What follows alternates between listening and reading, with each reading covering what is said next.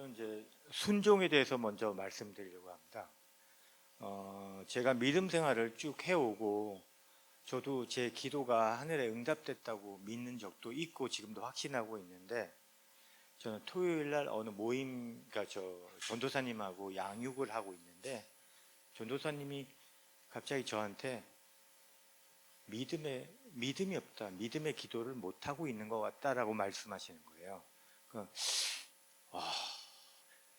아무 생각도 안 나고 내가 반평생 살면서 뭐하고 살았나 싶기도 하고 지금 정말 혼란이 왔었어요. 근데 그 즉시 또 제가 그날 어떤 대화를 나눴냐면, 제가 제 소개를 잠깐 짧게 하려면, 저는 이제 하이엔드 타일 시공 전문팀 타일킹을 이끌고 있는 대표입니다. 전문 용어로 오야지라고 하죠. 제 인건비는 이걸 밝혀야지 얘기가 될 것 같아서 죄송하지만 밝혀야 될 것 같은데, 평균 하루에 한 50만 원 이상은 나옵니다. 이게 보통 한 달에 한 20일 정도 일하면 우리 자매님 같이 사는 은희 자매님이 굿잡 이렇게 해주고, 그 이하가 되면 그냥 별 의미가 없이 넘어갈 정도로 했는데, 경기가 한 3년째 이렇게 불황이 타면서 일하는 일수가 최근에는 5일까지 떨어지더라고요. 그러니까 생활이 기본적으로 움직이려면 한 10일을 일해야 홀로 벌이로 유지가 되는데 5일 일하면 이거는 생활이 안 되는 거예요. 그래서 그걸 기도를 많이 했는데, 저는 제 딴에 응답을 받았다고 생각한 게, 우리 집에서 살림만 하시던 자매님이 일을 하게 된 거예요. 그래서 월급을 가져다 주니까 5일만 일해도 기본 생활은 돌아가니까, 이게 하나님의 응답이고 난 이제 조금 쉬어도 되는구나. 그래서 이제 안나처럼 기도를 저도 한번 해보려고 집에서 기도하다가, 그날 이제 응답이 시원찮으니까 저는 기도실에 나와서 진짜 한번 해보겠습니다라고 얘기할 찰나에 믿음이 없는 것 같습니다, 이 말씀을 들은 거예요. 그래서 어떻게 해야 되나 했는데 전도사님이 사이드 잡을 생각해 보세요. 근데 저는 사이드 잡을 잡을 수 없는 직종입니다. 이게 5일을 일하든 20일을 일하든 30일을 일하든 항상 전화 통화로 이렇게 오더를 받고 견적을 발주하는 그런 것 때문에 일은 며칠을 하든 간에 계속 움직여야 되기 때문에, 어디 뭐 편의점에서 알바를 하려고 해도 요일을 정해서 일을 해야 되지 않습니까? 근데 그런 일을 절대 할 수 없기 때문에 다른 직장에 들어가거나 이런 걸 할 수 없고, 만약에 사이드 잡을 잡으라면 제 업을 포기하고 제 2의 다른 잡을 잡아야 되겠죠. 근데 그 말씀을 하시길래 항상 제가 마음속에 갖고 있는 거는 제사보다 순종이 먼저다. 영적 권위자에게 순종해라 라는 걸 항상 가슴에 담기 때문에 이건 무슨 의미가 있다. 근데 바로 뒤에 우리 교회 또 여자 집사님이 앉아 계시고, 그분이 그 사이드 잡에 대한 소스를 전도사님한테 얘기했다고 하더라고요. 그래서 그분한테 바로 가서 저 일하고 싶습니다, 무슨 일입니까? 했더니 그 쿠팡 같은 물류회사 일이래요. 그러면 순간적으로 그 일해야 뭐 10만 원 안짝일 텐데 생활에 도움도 안 되고 라는 반응이 오르는데, 이건 무슨 뜻이 있다, 하겠습니다. 그리고 들어갔습니다. 그리고 그 일을 진행을 하게 됐고,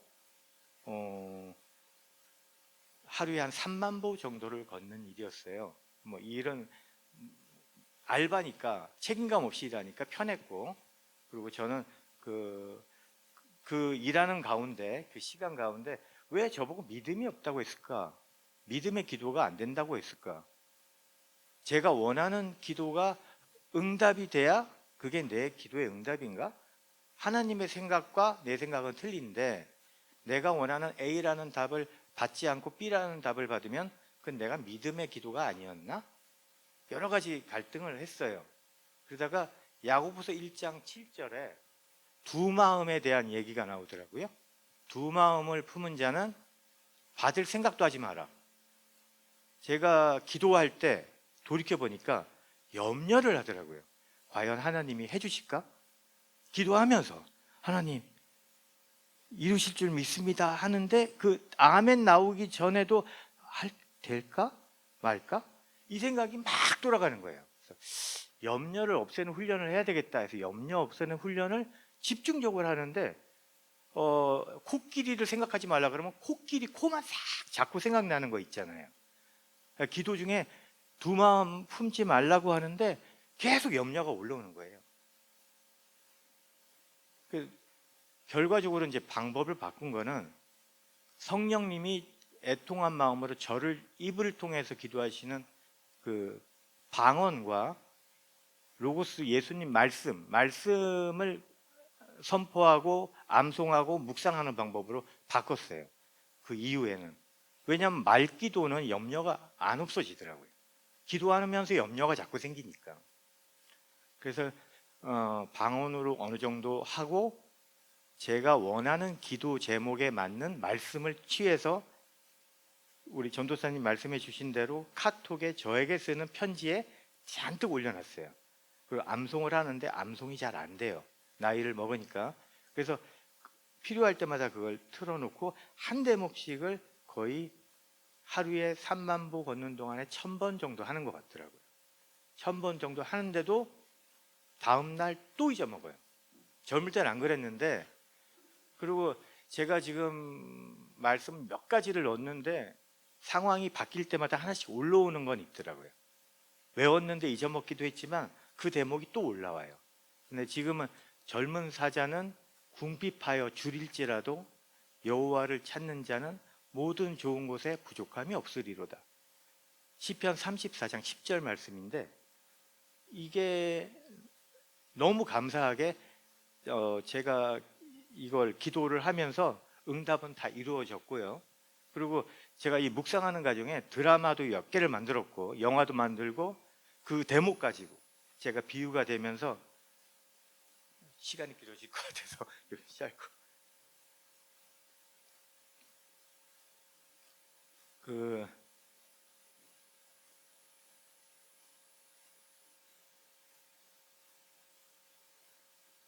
말씀을 묵상을 하게 되면 오늘 말실에서 말씀하셨던 것처럼 하나님이 영광이 제 안에 드러나는 것을 경험하게 되더라고요. 말씀을 계속 묵상을 하면 이게 기도고 이게 선포고 이게 상황을 변화시키고 그렇게 확정적으로 제가 검증을 받았습니다. 그리고 이게 이어져서 어떤 진짜 간증할 거를 제가 테스트하고 있었는데 오늘 부분적으로 먼저 해달라고 하셔서 나왔는데 이 결과가 어떻게 됐냐면요. 지금까지 제가 사이드 잡에서 벌어들인 거 빼고 와이프가 벌은 거 빼고 이 선포를 하는 동안에 제 본잡이 갑자기 생겼어요. 5일밖에 없던 일들이. 그러더니 그냥 1000만 원이 넘더라고요. 그리고 이번 달도 넘어갈 게 기대되고 보여요. 절대로 가라앉지 않고 상승하는 것 같습니다.